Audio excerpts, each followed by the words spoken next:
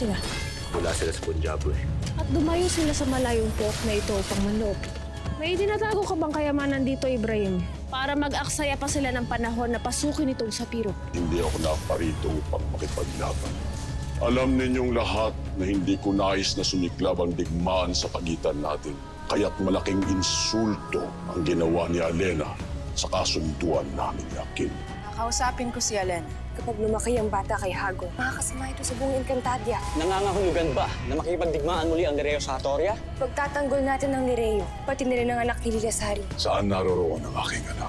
Ang sanggol Ay dinala ni Alena sa bundok na Yaesa, sa kandili ng isang mag-asawang pikaro, nakatira malapit sa isang talon. Sinasamo ko sa inyo na tulungan ninyo akong mahanap ang kinaroroonan ng aking anak. Ayon sa mga brilyante, walang anumang ilog o talon sa bundok. Kailangan natin magbalik sa Hatoria ngayon din! Magtungo kayo ngayon sa Hatoria. Ubusin niyo lahat ng Hator na natitira doon. Nasaan ang mga Hator? Bakit kakaunti ang nagpapakita? Pinaslang na sila ng mga diwata kasama ang kanilang mga kawal kanina. Ihingi ako ng tulong kay Batalumang Eternang sa gayon ay makabalik tayo sa lalong madaling panahon upang magantihan natin ang mga diwatang nagtaksil at nagdindang sa atin.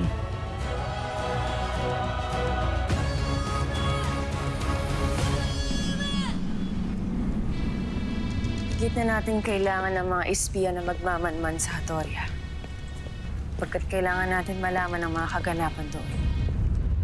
At nandun pa rin ang mga matang yon. Patuloy silang nagmamanman para sa atin.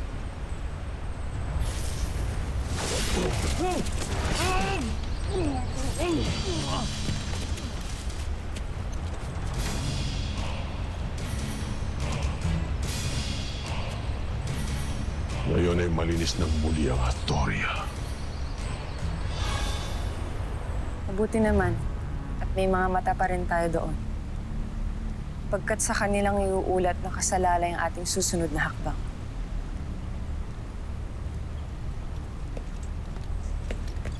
Mahal na Reyna, Holdre, kaya pa nanggugulo sa labas ang diwatang ito. Nais ka raw niyang makausap. Iwan niyo muna kami ni Lilasari.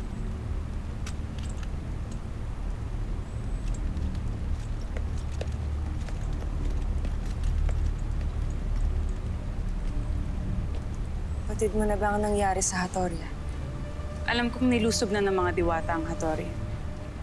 Usap-usapan niyo ng mga kawal sa labas. Ngunit bakit iniwan niyo pang buhay si Hagon? May panahon din para sa kanya, Lilasari. Yun naman ang pinaghahandaan namin ngayon. Kung ganun sasama, tutulong ako sa mga diwata kapalit ng aking anak. At ipangako niyo sa akin na ibabalik niyo siya kapag napaslang niyo si Hagon. Hindi dapat akong kausapin mo, Lilasari. Hindi ang iyong inahan. Si Cassiopeia lamang ang maaaring magbigay pa siya tungkol sa iyong anak. At susunod lamang kami. Kaya siya dapat ang iyong kausapin. Siya lamang ang makakapagbigay ng salita sa'yo.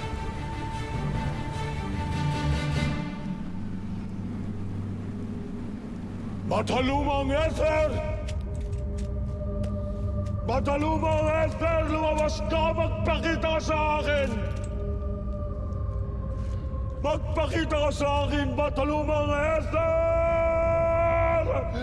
Ether! Dinig sa apat na sulok ng Encantadia ang iyong sigaw, Hagorn! Ramdam na ramdam ko sa iyong tinig ang iyong galit!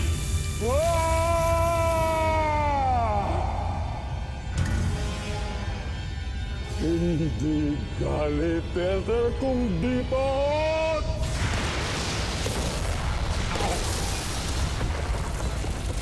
Sapagkat naisahan ako ng mga diwata. Nilinlang ako ni Amihan. Kaya nais ko silang bigyan ng isang digmaan na hindi pa nila nakikita. Subalit paano kayong magagawa?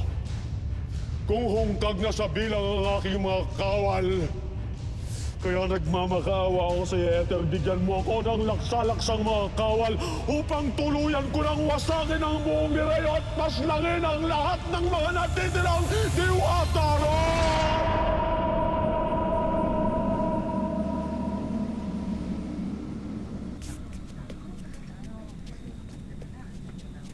Maski ang mga ulap ay nagdidilim. Tila batid din ito ang namumuong kaguluhan muli dito sa Encantadia. Kakaloka? Ang worth it ng mga taga rito. Imbis na mag-usap-usap at magbigayan, hanap gera agad ang sagot. Lira, walang pinagkaiba ang mundong kinagisnan mo kaysa dito sa mundo natin. Panay kaguluhan at tigmaan din ang ginagawang solusyon ng mga tao sa tuwing hindi sila nagkakaintindihan. Kaya nga ako na-disappoint, Mire, na walang pinagkaiba dito sa mundong pinasok ko. Kaya engkantado, kay tao. Pareho inuuna ang pakikipag-away kaysa magkaintindihan. Ayoko ng gantong mundo, Mira. Siguro naman may magagawa pa tayo para baguhin to. Ngunit paano? Kilala ko si Hagorn. Pag malaman niya ang ginawa ng ating panig sa mga kawal niya sa Hatoria, gaganti yun. Tiyak ko yan. Kahigit na mas makakatulong kung aaralin mong mabuti ang pakikipaglaban. Hindi mo ba naririnig ang sinasabi ko? Ayoko nga ng gera o ng away. Isang malaking kalokohan lang yun eh. Kalokohan man, ngunit kailangan mong aralin para makatulong ka sa iyong ina. Kaya halika, sumama ka sa akin. Magsasanay tayo. Mira. Huh?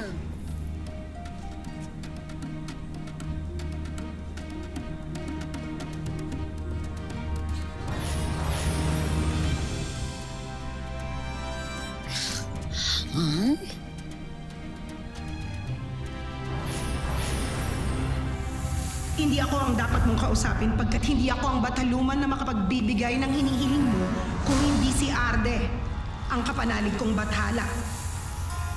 Arde. Ang Panginoon ng Balak.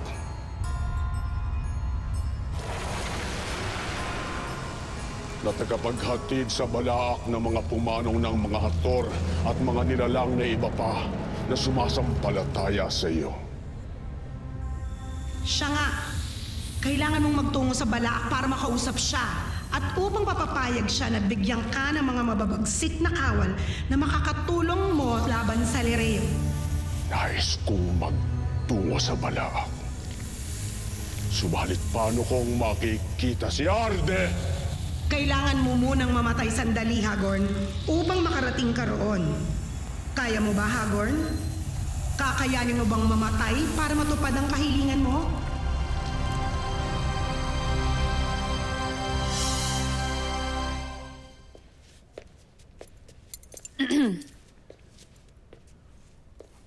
Mahal na sangre.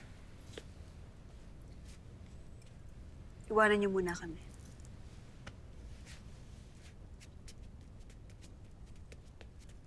Akil, abisala Esh mo sa ginawa mong pagliligtas sa buhay ko doon sa Hatoria. Walang anuman, mahal na sangre. Ang mamatay para sa inyo at para sa Lireo ay isang magandang pangyayari sa buhay ng isang kawal. Kahit sa katulad ko na inalis sa tungkulin. Higit na nanaisin ng mga sangre na manatili kayong buhay. Para sa amin at para sa Lireo. Kaya kung palihim ka man nasasali muli sa labanan, mag-iingat kang mabuti.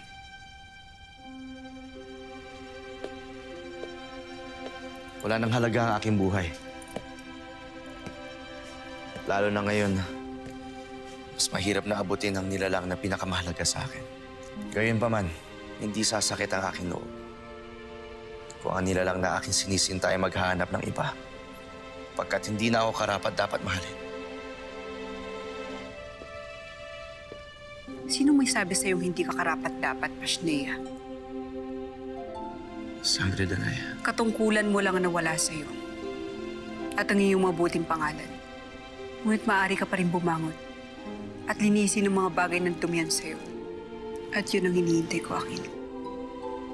Kung muli kang makabangon. At maging karapat-dapat sa Lireo.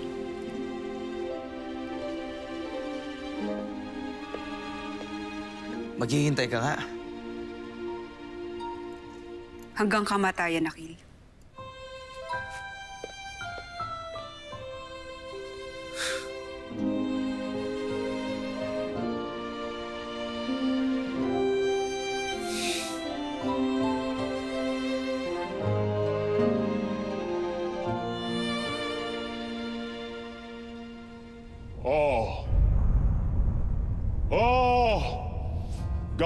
ko ang lahat. Makuha ko lamang ang aking hiling. Kaya sige, paslangin mo ako, Ether. Patayin mo ako upang makarating ako sa balaak at makaharap ko si Ate! Kung gano'n ay humanda ka, Hagorn. Sa ilang sandali ay dadaloy ang aking kamandag sa iyong dugo at ito ang magiging dahilan upang pansamantala kang mamatay.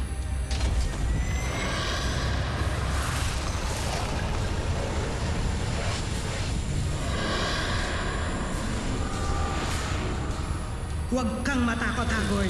Hindi kita pababayaan. Kaya magpaubaya ka sa iyong kamatayan.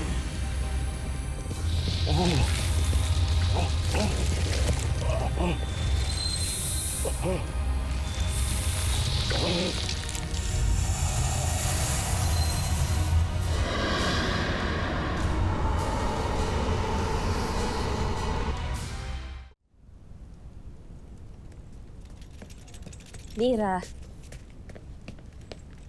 huwag ka matakot masaktan. Dahil kapag takot ka masaktan, mag-aalangan kang lumaban. At kapag nag-aalangan kang lumaban, tatalo ka agad. Sige, ulitin natin ulit.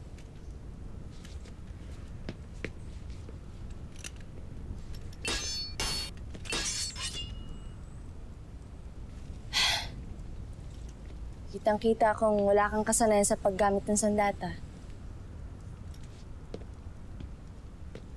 Kung ako ang kalaban, madali kitang mapapaslang.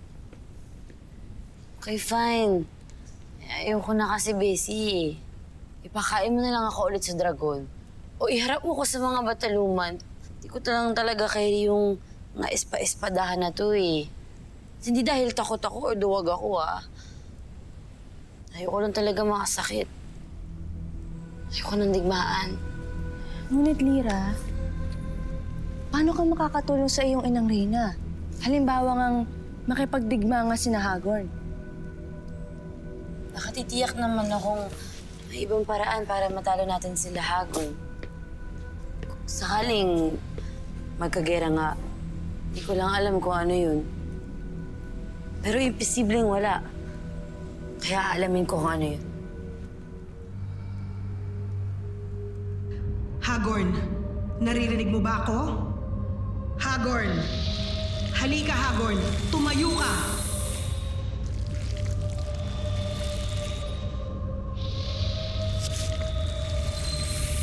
Akala ko ba ipapaslangin mo ko? Subalit nabigo ka. Hindi mo ako napaslang! Paano ako makakarating sa Balaak? Paano kung makakaharap si Arde? Huwag kang magmadaling mamatay, Hagorn. Tingnan mo ang iyong sarili.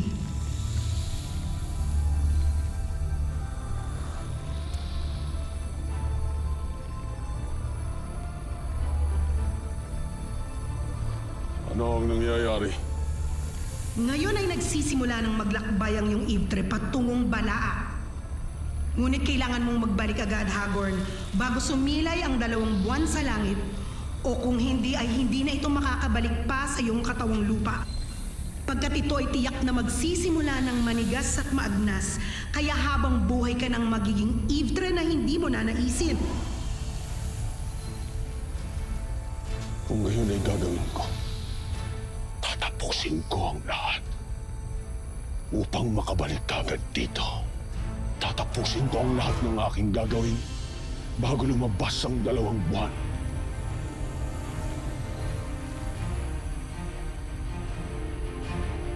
It is something.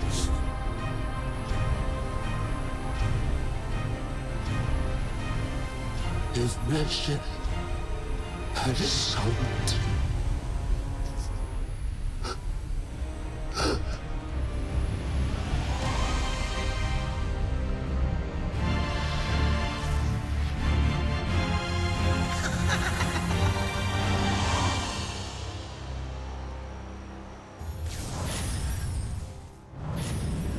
Ashley! Narito ka na naman. Huwag mong sabihin may dala ka uling panaya. Ay, sayang naman.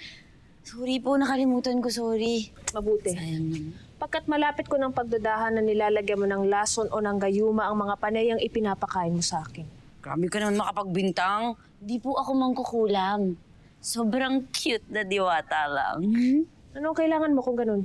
Sabihin mo na kaagad pagkat marami pa akong gagawin. Wow, busy. Ashti, nandun na po sa Lireo si Ashti Alena. Mukhang nagkakaayos na po sila ni Inay at nila Ashti Danaya. Lalo na ngayon kasi nagtutulungan po sila laban kay Hagorn at dun sa pagbabanta niyang magkakaroon ulit ng digmaan. Ano naman sa akin ngayon kung maglaban-laban silang muli? Ashti, ginagawa yun nila Inay at nila Ashti Danaya para ipagtanggol ang Lireo. Para sa kapatid din nyo dun kay Hagorn. Ang kapatid nyo kay Lilasari. Kasi nga po tinatago nila Ashti Alena yung baby para hindi po mahanap ni Hagorn.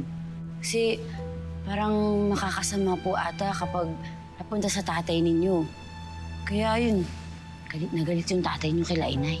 May dahilan naman pala. Pagkat sadyang mahilig mangayalam ang aking mga kapatid. Kaya't anong mahihita ko kung magdigmaan sila? Tatay niyo pa rin po yun. Baka sakaling may magawa pa po kayo para pigilan siya. At bakit ko naman pipigilan si Hagorn sa anumang nais niyang gawin? Lalo pat pabor din naman sa akin kung matalo niya si Namihan. Kapag natalo po ni Hagorn sila Inay, wala din kayong mahihita, Ashti. Dahil sigurado po akong masusolo ng tatay mong masiba.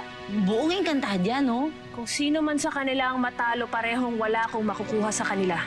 Kaya bakit pa ako kikilos upang kampihan ng aking mga kapatid? Kaya na po ba talaga kayo, Ashti? Sarili niyo na lang ang iniisip ninyo? Di po ba kayo nag-aalala sa mga kapatid niyo? Nasigurado po akong mapapahamak. Lalo na kapag sumugo na ang iyong ama sa Lireo. Sanay na sinaamihan sa digmaan kaya't hayaan mo sila. Wala kang mapapalang tulong sa akin kaya't umalis ka na. Nakakainis ka, Ashti. Sana nga nilagyan ko na lang ng gayuma yung panay ang pinapakain ko sa'yo. Baka sakaling bumait ka pa. Yung bitter melon ka.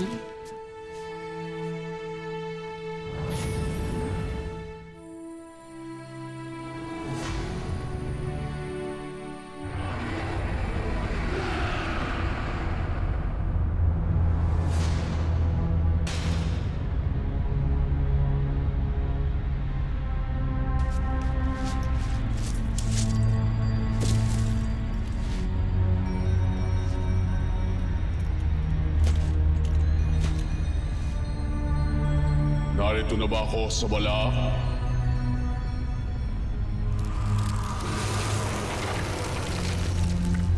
Abisala Hagorn. Arde. Ako nga, hari ng mga Hator. Kinagagala kitang makaharap at makilala. Naparito ako upang hilingin batid ko kung anong kailangan mo. Kung ganon, ay ibibigay mo sa akin ang aking kahilingan. Ibabalik mo sa akin ang aking mga nalagas na mga kawan. Kung isang itre lamang ang iyong hihingin, ay maaari ko agad yung ipagkaloob sa iyo. Walang magagawa at walang silbi sa digmaan ng isang kawal. Kaya ang hihingin mo ay ang itre ng lahat ng mga kawal mong namayapa na.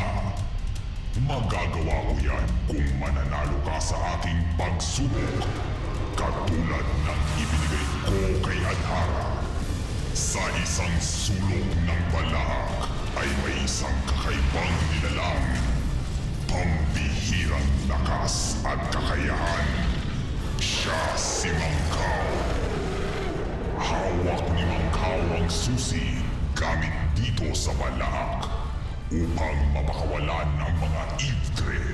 Kung makukuha mo sa kanya ang susi, dagli kong may pagkakaloob ang iyong ninanais. Kung ganon, ay handa akong harapin si Mangkaw upang makuha ang susing binabanggit mo. Humanda ka at ipasusugo ko si Mangkaw.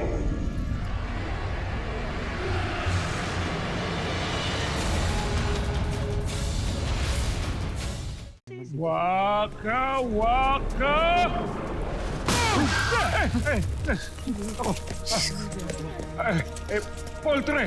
Poltre! Nagsasanay lamang ako kung paano mas palalakasin pa kapangyarihan ng aking tungkod. Sige na, huwag niyo na kami alalahanin pa. Agapi ame. Oh, Lira. Lolo Imaw, ayaw ko man hong aminin, pero mukhang bigo na ho talaga ako kay Ashti Perena. Bakit mo nasabi yan, Lira? Kasi wala po talagang halaga sa kanya ang buhay ng iba, kahit ng mga kapatid niya. O kahit ng Lireo. Baka ho tama kayo, Lolo Imaw, na hindi na po talaga magbabago si Ashti Perena. Lira. Kawawa ka naman at umasa ka. Halika nga. Hayaan mong yakapin na lamang kita.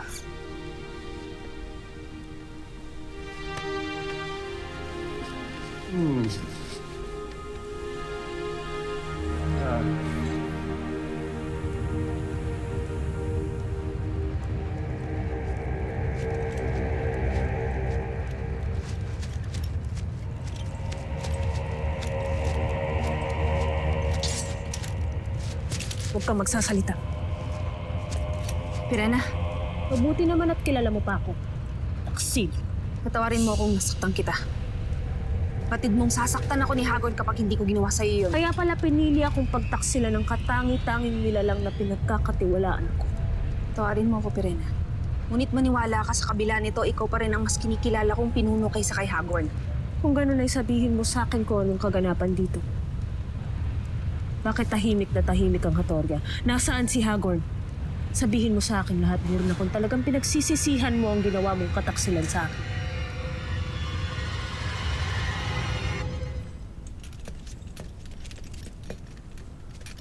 Mahal na Reyna. Ano nang balita mo, Ross? May bagong ulat na magaling sa Hatoria. Wala pa rin, Kamala. Katakatakan tila tahimik at walang kaganapan doon. Nakatitiyak ka bang meron tayong espiyong nagbabantay ron? Nakatitiyak ako, Mahal na Sangre. Marahil ay hindi pa nakakabalik sa paglalakbay si Hagorn. Kaya maghintay na lamang tayo. Wala naman tayong magagawa kundi maghintay.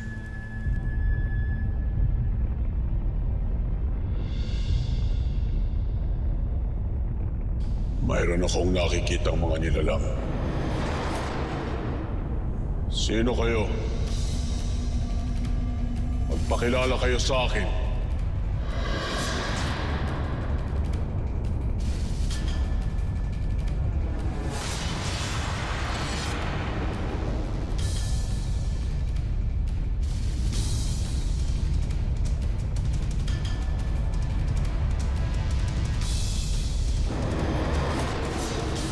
Asfal.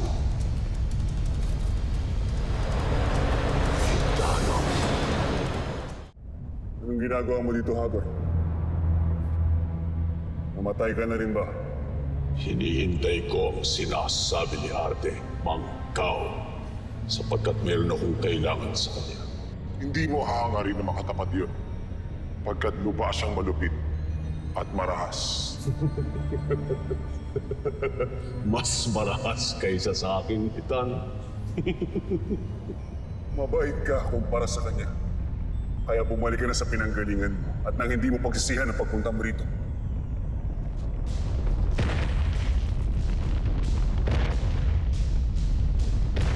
Paparating na siya. Sige na, Hagorn, umalis ka na. Umalis ka na at huwag ka na babalik dito.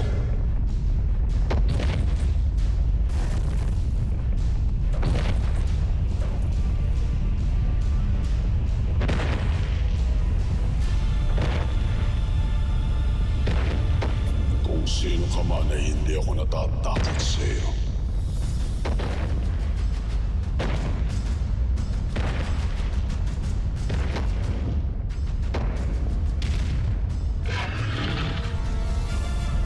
Sino ang pumasok sa aking tahanan? Magpakilala ka.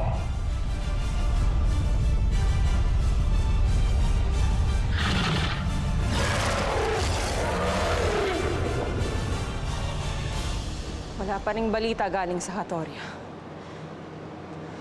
Alin ba sa dalawa? Magtuklasan niya na kaya na may espiya tayo doon? O kaya, Sadyang wala talagang nangyayari doon? Mabuti pa kaya magpadala pa tayo sa pang-espiya upang tingnan kung anong mga nagaganap.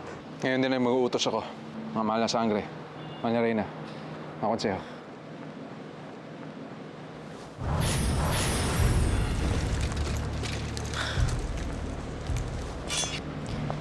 Hindi nyo na kailangan magpadala ng tiktik sa Hatoria pagkat galing na ako roon. Anong ginagawa mo dito, Pirena? Narito ko upang iulat sa inyo ang mga nalalaman ko ukol sa Hatoria. Tanong ang mga nalalaman mo. Batid na ni Hagor ng ginawa niyong pagsalakay sa Hatoria kaya galit na galit siya. Ngayon ay hininga niya ng tulong ang Bathalumang Ether upang makaganti sa inyo. Kaya mag-iingat kayo. Pagkat naghahanda na si Hagor laban sa inyo.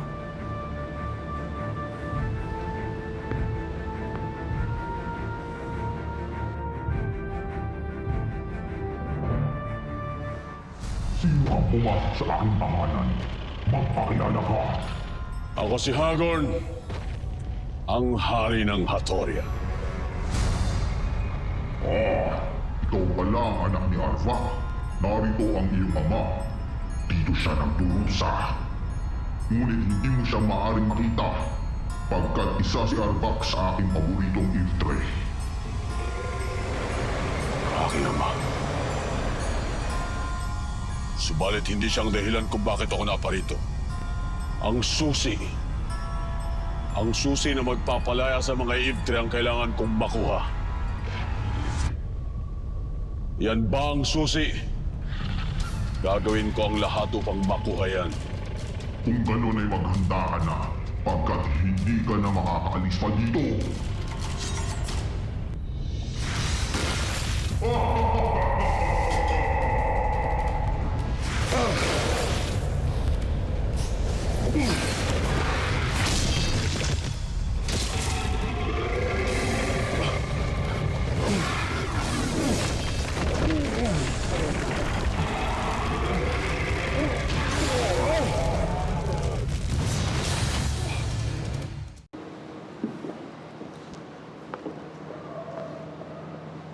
At ano ang uri ng tulong ang hinihingi ni Hagorn kay Ether? Hindi ko alam. Pagkat hanggang ngayon ay hindi pa rin nagbabalik sa Hatoria si Hagorn. Bakit mo ito ginagawa, Pirena? Bakit tila pinagkakanulo mo ngayon ng iyong ama? Sa halip na magpasalamat ay ito pa ba ang matatanggap ko sa iyo, Danaya? Nagtataka lamang ako, Pirena, kung bakit mo ito ginagawa. Kilala ka namin. Gagawin mo lamang ito kung alam mo may mapapala ka. Kaya anong kapalit nitong ginagawa mo? Ang iyong buhay, Danaya. Paano kung nais kong mamatay ka na lamang sana? Danaya! Sheda, Hindi niyo kailangan mag-away. Dahil higit na mas kailangan natin ng isa't isa ngayon. Tama si Alena. Kaya tama na ang pagpaparinig niyo sa isa't isa. at nais niyong tanggapin ngayon ang dalang tulong ni Pirena. Hindi pa ba kayo nadadala sa paulit-ulit na panloloko sa atin ng ating kapatid? Kung hindi nyo kailangan ng aking tulong, ay lalong higit na hindi ko rin kayo kailangan. Isang malaking pagkakamali na nagmanman pa ako para sa inyo. Ito lamang din palang mapapala ko. Tignan na lamang natin kung kakayanin nyo nga si Hagorn. Mga warka.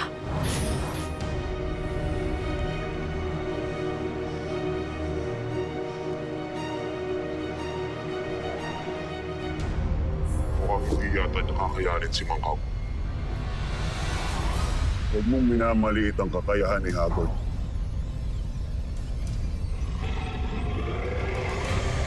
Hindi ko na patatagalin pa ang labanang ito. Hindi na ako makikipaglaro pa. Marahil ay hindi mo nakikilala kung sino ko.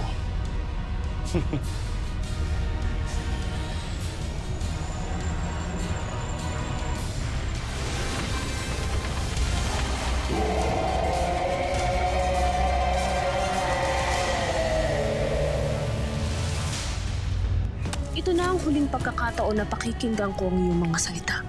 Lalo't hindi ko nais na hinahamak at ipinapahiya ko ng aking sariling kapatid. Naaamoy ko ang nabubulok mong laman. Sino ka? Hinahanap ko ang iyong anak-anakan. Ituro mo sa akin kung nasaan si Lila Sari. Akil! Lila Sari, Ang taksil na diwat. di kita nais labanan. Sa kasalukuyan ay naglalakbay na ang aking mga kawal mula sa Balaak. Bitbit nila ang mga antigong sandata na uhaw sa dugo at laman ng ating mga kaaway.